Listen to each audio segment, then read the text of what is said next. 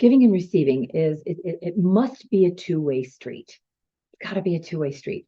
If we're only giving, we end up getting super resentful, right? So many women are resentful because they're still taking care of everyone. They're often overcompensating to be seen. That might sound a little harsh, but it's actually the way it works. So if you are over giving, over busy, always there for everyone, giving, oh, let me do this for you. Let me run this up for you. How about this? How about that? It's not that you can't do that, but I have to ask the opposite. Are you receiving? Are you allowing others help? Are you allowing for receptivity to come your way, or do you push it away? Because when we're talking about the realm of prosperity, if you want to embody prosperity truly, you cannot only give. There must be a harmonizing balance, a tempered balance between the two. If you only give, you're really telling the universe that you don't deserve more than that. And when I say the universe that I'm talking about is not the universe over there.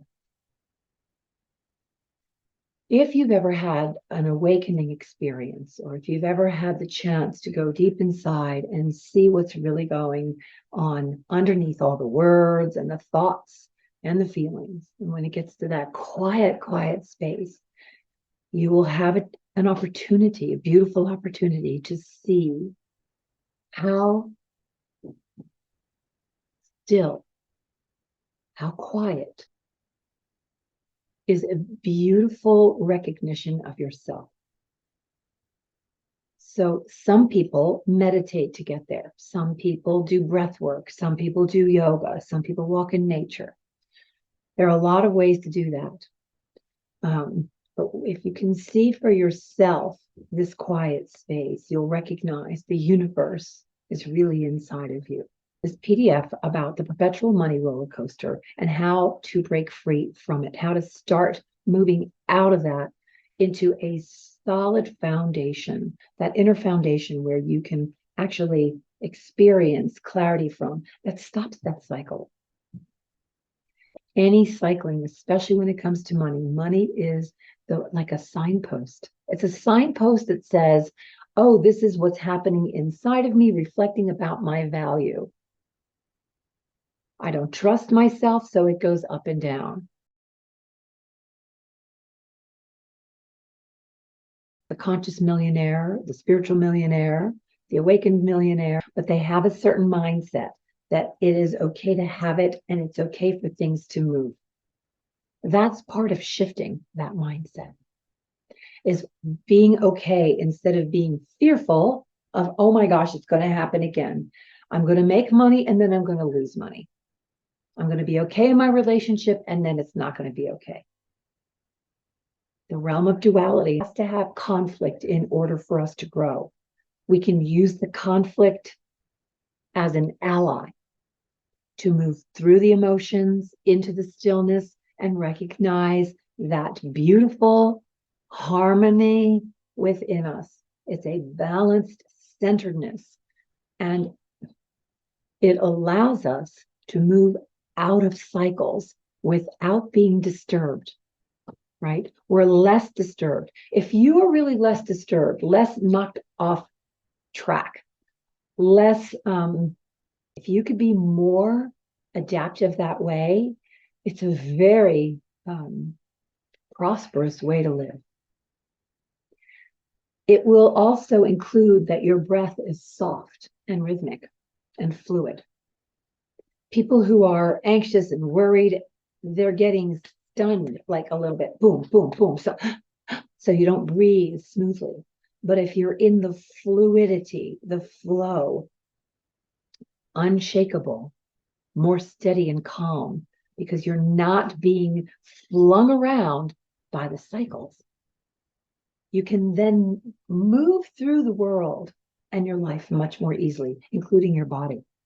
like to check out the 3 steps to break free from the perpetual money roller coaster, because it really is looking at the way you see things, the way you have a habit of doing that, money in, money out, right? And we want to shift that, because money is like it's like the mirror for things. So when we start looking inside and getting calm, then whatever happens starts to align with us. That is more calm and even. And you get to do that. So it's a freebie down there. You grab that, and there are some really great, simple, proven steps to help you get into that calmness and start unhooking those habits to break free from any kind of perpetual cycle. And money is always the tweaker, right? How do I keep my money steady? What happens if this happens? I do okay, and then I don't do all right. All of that is still based on how you are experiencing the habits you're used to. We can get out of those habits, but there needs to be a little bit of practice. It's kind of like we are so practiced at the habit that keeps us cycling and looping, spinning, our mind spinning. It's all the same thing. That is something that you are practicing. And that is in receiving the practice, there is a discipline to a degree. A true disciple is only one who consciously chooses to look at themselves and practice something that helps them break through habits and patterns that don't serve them anymore. Right? We all go through this. I want to inspire you to say, you know what? I'm tired of that pattern. I'm tired of that thing happening to me. Let me grab this, free thing she's offering. Let me give it a whirl, because we want to activate your receptivity. And part of that is taking a look at yourself and getting that foundation underneath of you, so you have that bedrock from which to live life through. If you're moving in an up and down cycle of any kind, it's tiring. It's exhausting. It's frustrating. It feels like, when will this end? If we're listening to our mind, that is also a habit.